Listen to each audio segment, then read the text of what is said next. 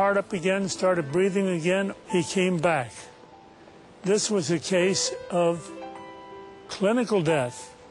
Now, biologic death would have occurred if 4 to 6 minutes time had intervaled between stoppage of heartbeat supplying the brain and breathing stoppage. After that, brain cells, as the most sensitive cells in the body, start dying. Rigor mortis sets in, meaning stiff as a board, and now we need the resurrection. Only God can do a resurrection. We're doing resuscitation, something we're permitted to do.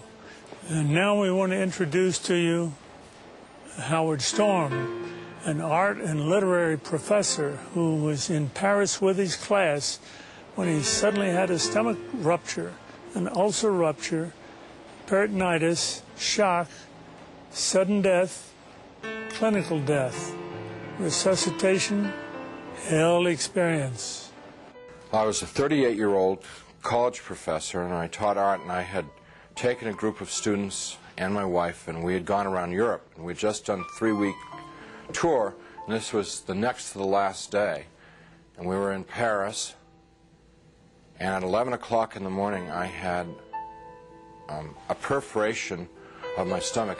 When this happened, the pain was the most acute pain I'd ever experienced in my life, and it just dropped me right down to the ground.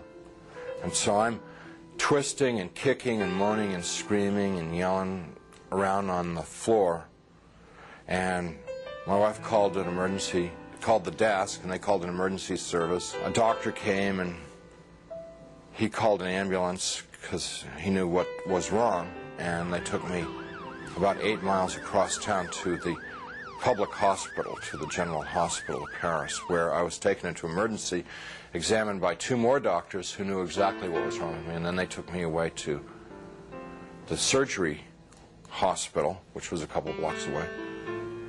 And I was parked there because there wasn't any surgeon available to do the surgery. And so there I lay for 8 to 10 hours in that hospital with no medication, no examination, no attention whatsoever, awaiting a surgeon to come to give me this operation that was critical. And it's now 8:30 at night. Nurse came in and said that they were very sorry they weren't able to get a doctor for me and they'd get one the next day. Well, when she said that, I knew that it was over for me. I knew that I was dead. The only thing that was keeping me alive was I didn't want to die. I was scared to death of dying because, as far as I knew, I was an atheist, non-believer, person who lived for the gratification they could get out of the moment. And, you know, like, dying to me was like the worst. I mean, next to the pain, dying was the worst thing that could happen to you because it's the end of life and there was no more. There wasn't anything else. But when she said that, the idea of trying to exist for another minute, another hour in this pain, it wasn't worth it anymore. I'd been hanging on in the hopes that they told me that they'd get a doctor and do the surgery and open me up and fix the problem inside of me, but when they said they couldn't get one. So I said to my wife, it's time for us to say goodbye because I'm going to die now. And she got up and she put her arms around me. I'm lying in the bed and she told me how much she loved me, and I told her how much I loved her, and this makes me really sad to think about this. And we made our goodbyes, you know, said those things that you'd say to who'd been married 20 years, say all those kinds of things. I can't tell you because I'll just start crying, but she finally sat down because she knew it was over. And I knew. And it was just so hard looking at her, crying like that, and I just closed my eyes. Just let it go. And I went unconscious. I probably was unconscious for a very short while. A few minutes, probably.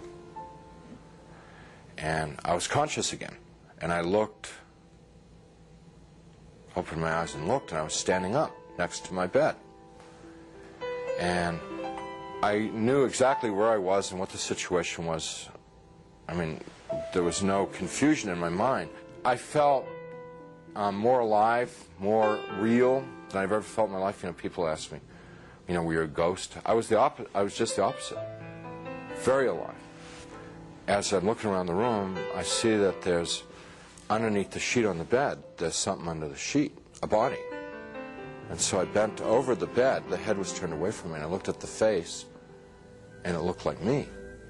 But that wasn't possible because I was standing there. I'm alive, I'm great, you know. I mean, I'm more than great. I'm like, you know. And so I tried to talk to my wife.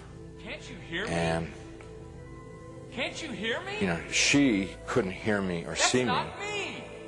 But I thought What's going on that she here? just was ignoring me. So I got very angry at her for ignoring me, for not paying attention to me.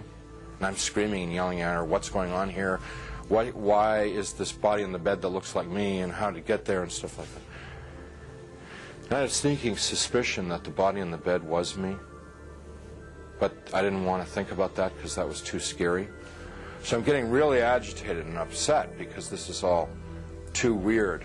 You know, this can't be happening. It's impossible.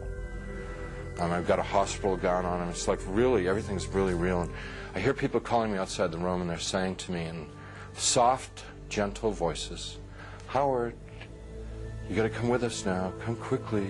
Come out here. So I go over to the doorway of the room, and there's people out in the hallway, and they're the hallway's dank. It's gray.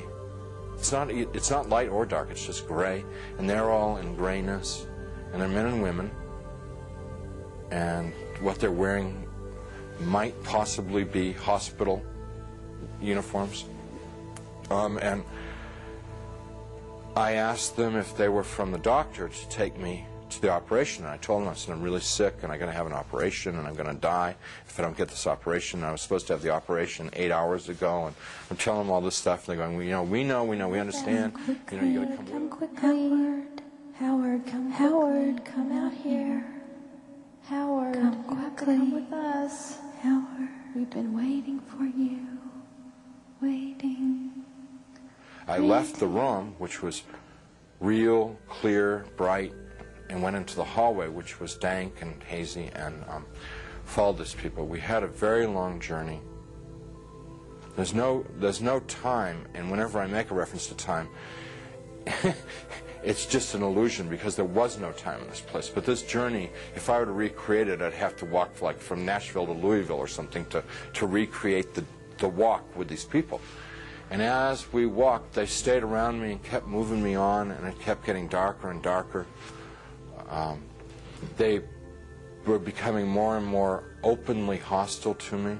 First they were sort of syrupy sweet to get me to go with them, and then when I was going along with them, it was like, hurry up, keep moving, you know, shut up, stop asking questions, you know, they started getting more ugly.